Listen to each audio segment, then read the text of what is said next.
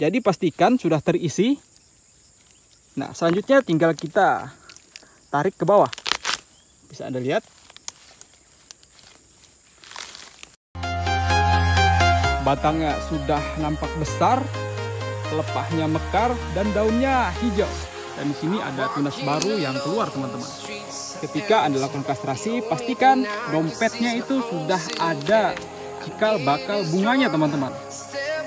Ini ada cikal bakal bunganya di dalam.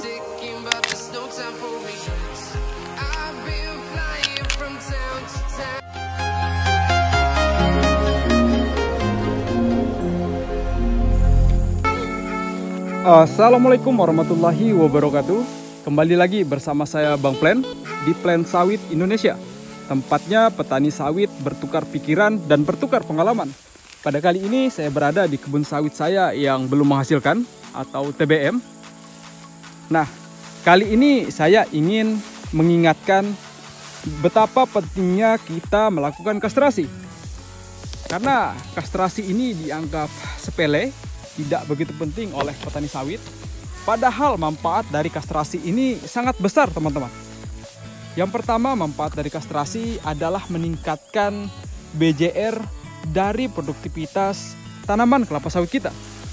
Ketika kita rutin melakukan kastrasi pada tahap-tahap yang sudah ditentukan, maka berat dari janjangan buah sawit akan cenderung lebih besar dibandingkan ketika kita tidak melakukan kastrasi.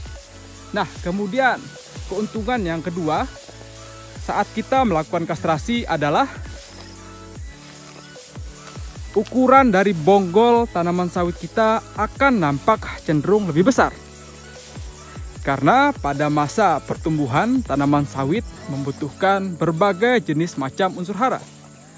Mulai dari unsur hara nitrogen, fosfor, dan juga kalium. Ketika kita melakukan kastrasi, pertumbuhan dari tanaman akan lebih maksimal. Karena unsur hara tersebut tidak lagi terbagi ke fase generatifnya. Karena ketika sudah mengeluarkan dompet, tanaman sawit akan berusaha membagi unsur hara yang diserapnya. Mulai dari untuk akar, batang, daun, dan ditambah lagi untuk fase generatifnya, yaitu cikal bakal bunga atau yang kita sebut dengan dompet.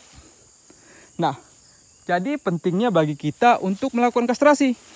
Ketika sudah tidak ada lagi dompet atau cikal bakal bunga pada tanaman sawit kita, secara otomatis pertumbuhan vegetatifnya akan cenderung lebih maksimal.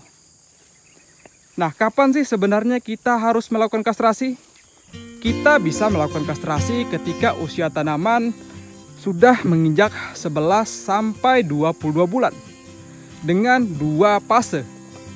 Fase yang pertama kita melakukan kastrasi dengan memastikan setiap bunga atau dompet kita ambil, kita petik dan kita keluarkan daripada tanaman sawit tanpa memilah dan memilih baik cikal bakal bunga jantan atau betina ketika usia 11 sampai 18 bulan, teman-teman.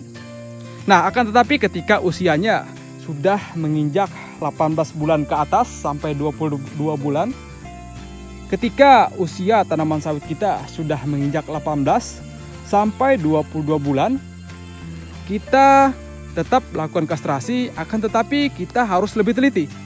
Karena di usia 18 sampai 22 bulan yang harus kita kastrasi itu hanya bunga betina. Kita harus menyisakan bunga jantan. Kenapa?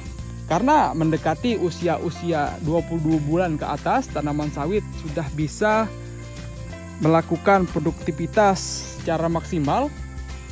Secara otomatis keberadaan dari bunga jantan akan memancing adanya serangga ataupun kumbang yang akan meningkatkan dan membantu proses penyerbukan. Terutama kumbang Eladibius camerenicus yang sering mengisap nektar atau madu yang berada di bunga jantan, dia akan membantu proses penyerbukan. Apabila proses penyerbukan itu maksimal secara otomatis, tingkat produktivitas buah kelapa sawit kita akan cenderung lebih banyak dibandingkan kita tidak melakukan kastrasi. Nah, Anda bisa lihat di depan saya ini adalah cikal bakal bunga yang jika dibiarkan akan menjadi buah. Tapi kita harus melakukan kastrasi. Karena kita biarkan dia menjadi buah tersebut tidak mempunyai nilai. Dan mungkin mempunyai nilai, akan tetapi nilai tersebut tidak seberapa nilai ekonomisnya teman-teman. Jadi alangkah lebih baik kita melakukan kastrasi saja terhadap bunga tanaman sawit yang usianya masih 12 bulan sampai 22 bulan. Nah, untuk melakukan kastrasi kita bisa menggunakan dengan cara manual dengan tangan atau bisa menggunakan alat. Biasa kita gunakan bambu.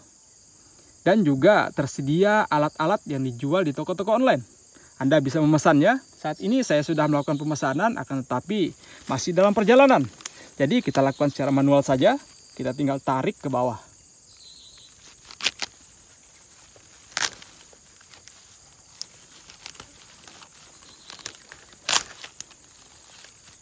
Nah, pastikan ketika Anda melakukan kastrasi, bakal bunga itu sudah berada di dalam dompetnya teman-teman.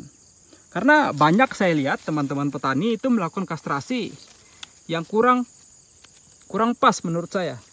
Kenapa? Karena posisi dompetnya itu belum terisi. Dia sudah melakukan kastrasi. Secara otomatis bunga atau dompet akan kembali keluar di tempat yang sama.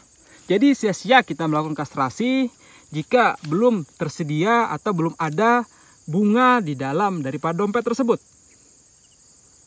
Jadi pastikan ketika Anda melakukan kastrasi sudah terdapat atau tersedia bunga di dalamnya.